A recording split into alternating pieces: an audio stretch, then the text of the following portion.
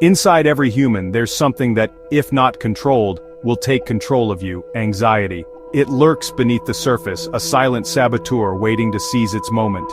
You know the feeling, the tightness in your chest, the racing thoughts, that sense of impending doom even when everything seems fine.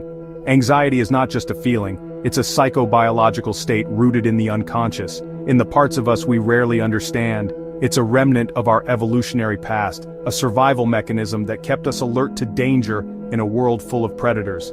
But in our modern world, these ancient circuits are often triggered by phantom threats, leaving us feeling constantly on edge. Carl Jung once said, "What we ignore within ourselves appears outside as fate." Anxiety is one of those hidden forces. If left unchecked, it can permeate every aspect of your life, dictating your decisions, poisoning your relationships, and ultimately, robbing you of your potential. The first few hours of your day are crucial. They set the tone, like a musical overture, for the symphony of thoughts and emotions that will follow. If you begin in a state of chaos, scrambling to catch up, that frantic energy will likely bleed into everything you do. But there's a way to counter this. It's through the establishment of rituals, of small, deliberate actions that signal to your deeper self. We've got this. We are in control. This isn't about becoming a morning person or adhering to some rigid, Instagram-worthy routine. It's about consciously crafting a sense of order, of agency, within the often unpredictable flow of life. Start simple. Make your bed. This seemingly insignificant act is a declaration of self-respect, a way to impose order on the chaos of sleep.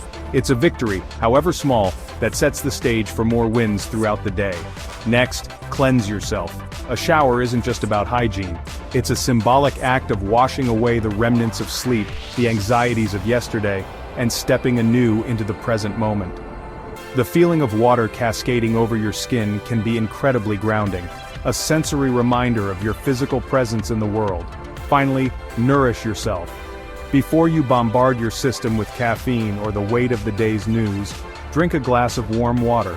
This simple act, rooted in ancient traditions, hydrates your body and mind, preparing you for the mental tasks ahead.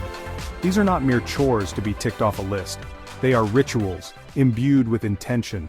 Each action, performed with awareness, becomes a building block in the edifice of a calm and collected mind. We live in an age of unprecedented choice. Endless options bombard us at every turn, from the mundane to the profound. This tyranny of choice, while seemingly liberating, can become a breeding ground for anxiety. Every decision, no matter how small, depletes a finite reservoir of mental energy.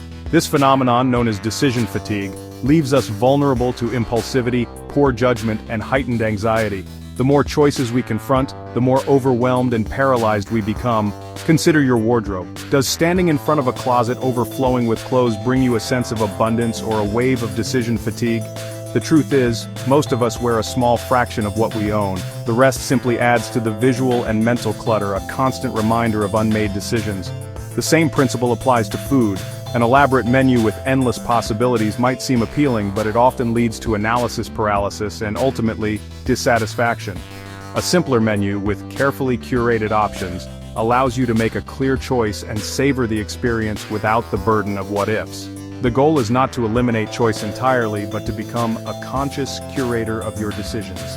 By streamlining your options, by consciously choosing what to let into your life, you free up valuable mental bandwidth for the things that truly matter. This is not about deprivation, it's about strategic abundance. Remember, every decision you don't have to make is an opportunity to conserve mental energy, to direct your focus towards more meaningful pursuits. By simplifying your choices, you create a sense of spaciousness in your mind, a fertile ground for calm and clarity to take root. Chapter 3. The Outer and the Inner. Creating a sanctuary of calm. Your external environment is a reflection of your internal state. A cluttered, chaotic space often mirrors a cluttered, chaotic mind. This isn't about aesthetics, it's about the deep interconnectedness between your physical surroundings and your psychological well-being. Think about a time when you entered a meticulously organized space, a library, a temple, a Zen garden.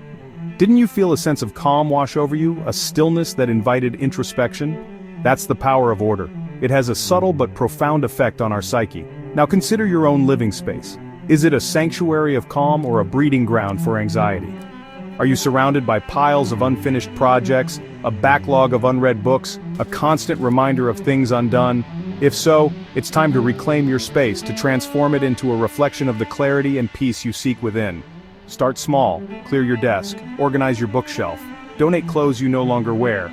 These seemingly insignificant actions have a cumulative effect. As you impose order on your external world, you begin to create a sense of order within. Remember the words of the Sufi mystic Rumi: "A clean house brings joy, and a clean heart brings peace." While cleaning your house won't magically erase your anxieties, it creates a space for peace to emerge. It's a symbolic act of clearing away the debris, both physical and mental, that clutters your path to inner peace. This is not about becoming a minimalist or adhering to some rigid standard of order. It's about consciously crafting an environment that supports your well-being, a space where your mind can breathe, where clarity can flourish. Chapter 4. The Tyranny of Time, Mastering the Clock, Not Letting It Master You.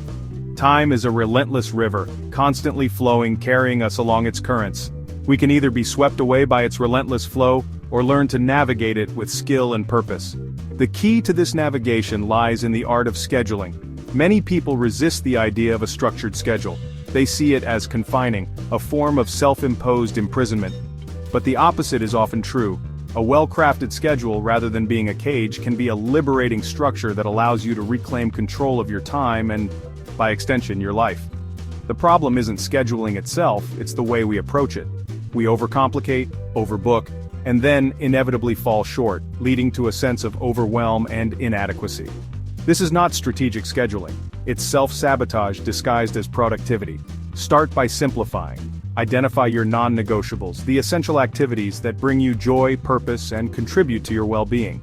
This could be time for family, exercise, creative pursuits, or simply moments of quiet reflection. Once you've identified your priorities, block out specific times for them in your schedule.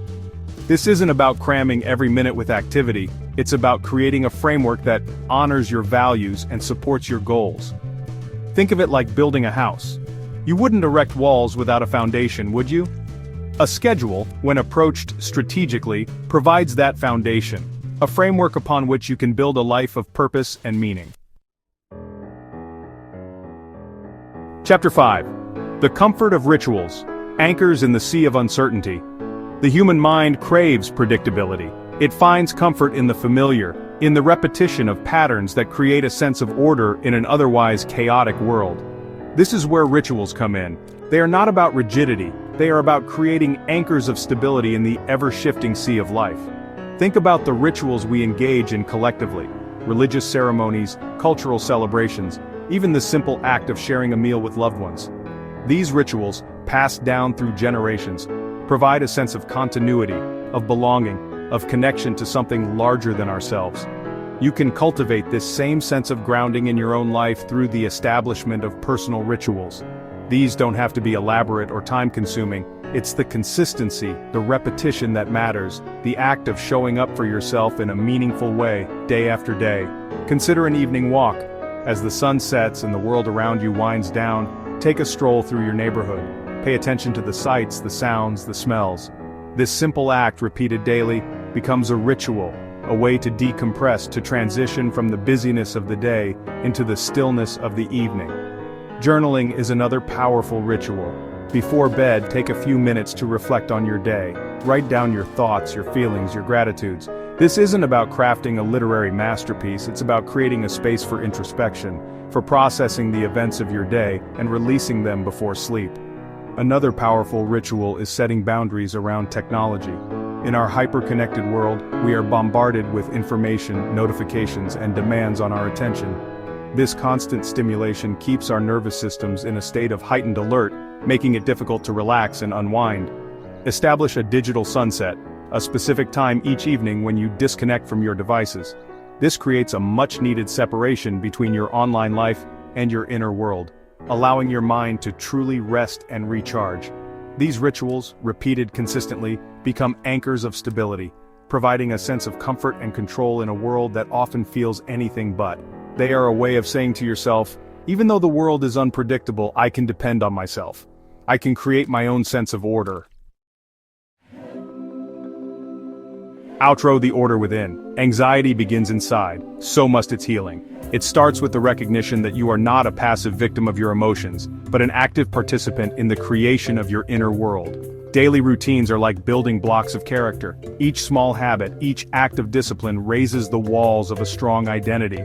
It's about taking responsibility for your internal state, for creating the conditions that allow peace and clarity to flourish. Aristotle said, "We are what we repeatedly do." Excellence, then, is not an act but a habit. You can't erase anxiety. It's like a shadow, always present, but you can tame it. You can pull calm out of its chaos. By creating order in your outer world, you teach your mind that life is still manageable. That's what great men throughout history have done. With will, with discipline, and by refusing to surrender to disorder as fate.